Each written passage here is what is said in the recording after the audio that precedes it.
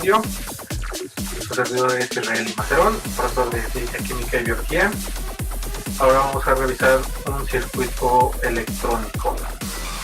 En la teoría de las computadoras digitales necesitamos un pulso de reloj que dé el paso y velocidad a los procesos digitales. En este caso solo vamos a recrear ese pulso de reloj, no vamos a recrear la computadora todavía, y vamos a mostrar cómo funciona. Tenemos un circuito pulsador, es un circuito integrado, es lo que llaman un flip-flop, tiene varias resistencias y capacitores para su control. Para eso necesitamos revisar antes qué es una resistencia. Una resistencia es un dispositivo electrónico, una resistencia como esta, es un dispositivo electrónico que va a impedir el paso libre de los electrones. Sí los va a dejar pasar finalmente, pero después de que les cueste un poco de trabajo. Lo que vamos a tener como resultado es de que va a estar asociada la corriente que va a pasar a través de una resistencia con el voltaje de la fuente de alimentación del circuito. Y similarmente se va a presentar una diferencia de voltaje en las terminales de la resistencia. Luego, otro componente que tenemos en el circuito es un capacitor. En este caso nada más tengo un capacitor miniatura electrolítico. Un capacitor electrolítico va a almacenar una cantidad de carga a un voltaje específico, lo cual se va a asociar a sus características, que en este caso es de una medida de 10 microfaradios. Este capacitor se va a llenar a través de una resistencia que va a tardar en llenarse. Eso nos va a dar un tiempo que va a utilizar el pulsador para mantener un estado. Cuando el pulsador evalúa que el capacitor ya se ha llenado de carga, entonces el circuito integrado va a descargar el capacitor, pero ya va a cambiar el estado de la salida de nuestro circuito integrado. Entonces va a haber otro tiempo de descarga del capacitor que va a utilizarse para otra característica del pulso. Bueno, vamos a instalar el capacitor en el circuito. Luego tenemos los LEDs, los focos para que se vea el pulso, bueno, para nosotros poder observar el nivel del pulso. Un LED es un semiconductor que va a detener la corriente en un sentido y va a permitirla en otro sentido, pero cuando permite la corriente, por la forma en que está hecho el semiconductor, por los elementos de los que está compuesto, va a brillar, va a emitir una luz por el paso de los electrones. Entonces, cuando este LED permite la conducción, cuando recibe la señal apropiada, va a brillar. Tenemos otro LED de color rojo para el otro estado, pero esos nada más son colores. Los dos van a transmitir corriente que nos van a decir en qué estado está en la salida del circuito.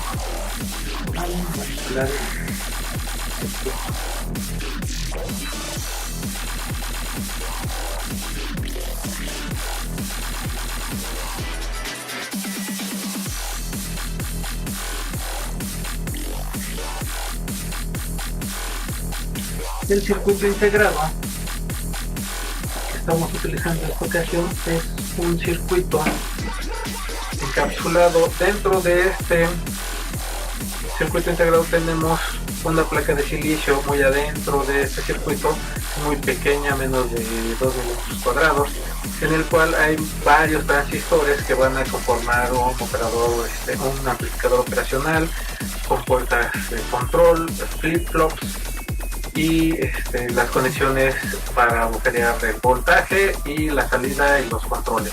Entonces, a través de este circuito integrado que vamos a energizar y a poner con varios otros componentes, va a tener una señal de salida que llamamos pulso cuadrado. El pulso cuadrado es un estado de voltaje que se considera alto y bajo. Cuando es bajo, la salida está al mismo nivel que la tierra del circuito, y cuando está en alto está al mismo nivel que el voltaje positivo del circuito. Entonces, este circuito integrado puede funcionar desde 3 voltios hasta 25 voltios. Ahorita tenemos unas pilas, nos van a proporcionar solo 6 voltios, pero va a ser suficiente para ponerlo a trabajar. Hay varias características del circuito integrado. Es un encapsulador de plástico, soporta el calor, no al fuego, pero sí las altas temperaturas. Tiene características para poder enumerar las patas, ya que cada pata hace una función en este aspecto de la electrónica, y a la hora de que lo instalamos y lo conectamos, lo vamos a poner a trabajar. Este circuito va a ser el que nos va a dar la salida cuadrada. Digo, si tuviéramos un osciloscopio podríamos verla, pero cuando el circuito está en positivo va a prender el foco verde, cuando el circuito está en negativo va a prender el foco rojo. Lo voy a instalar.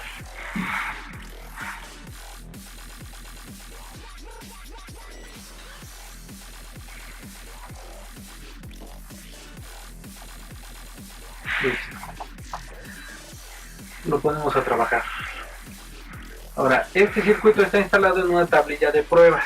La tablilla de pruebas nos evita el trabajo de tener que soldar todos estos componentes electrónicos. Así podemos cambiar los valores de las resistencias sin tener que desoldar y soldar, sin tener que estar calentando las resistencias, los circuitos, el capacitor, y hacemos la prueba de que funciona. Una vez que funciona, podríamos pasar después al diseño del circuito impreso, en donde sí se soldarían los componentes ya de manera permanente.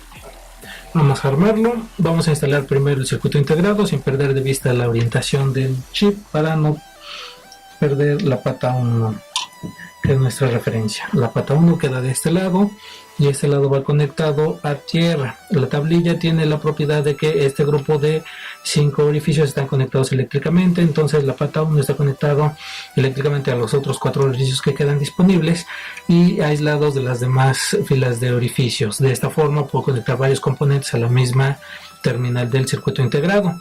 De este lado tenemos que este costado, este grupo de 5 grupos de 5 orificios están conectados eléctricamente y hay aislados del lado rojo de los del lado azul. De esta forma puedo poner una fuente de voltaje sin que entre en cortocircuito. De este otro lado tenemos la misma situación. Entonces la pata 1 va a negativo con un cable conductor introducido en los orificios. Puedo conectarlo a tierra. Luego el diagrama de este dispositivo nos dice que la pata 2 debe estar conectada eléctricamente a la pata 6. Entonces lo conectamos. Y la pata 8 debe estar conectada a la pata 4.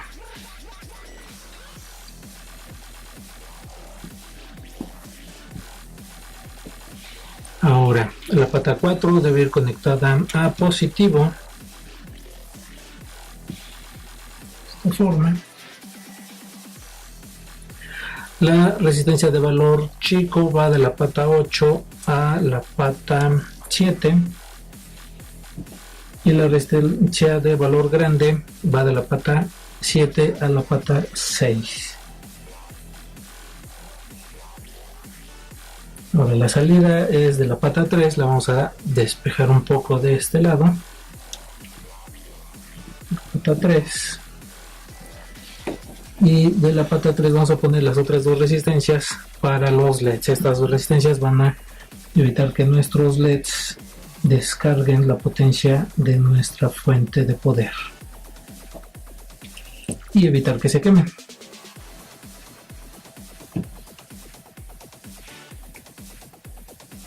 Ahora, los LEDs tienen un lado plano que ese nos indica que va al lado negativo. Entonces aquí, y el otro también tiene su lado plano para cuidar la polarización.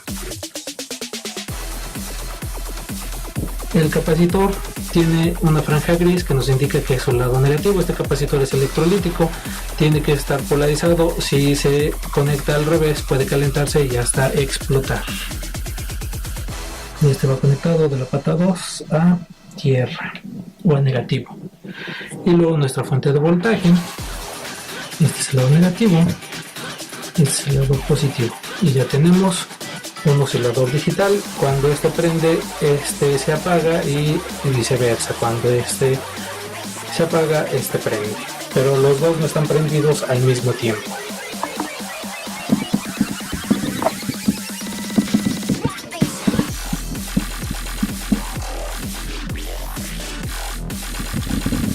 Ya vimos cómo armar un circuito pulsador. Este es un circuito muy sencillo. Más adelante haremos ejemplos y ejercicios sobre cada uno de los elementos que componen este circuito pulsador, y después también revisaremos otros circuitos integrados y circuitos digitales.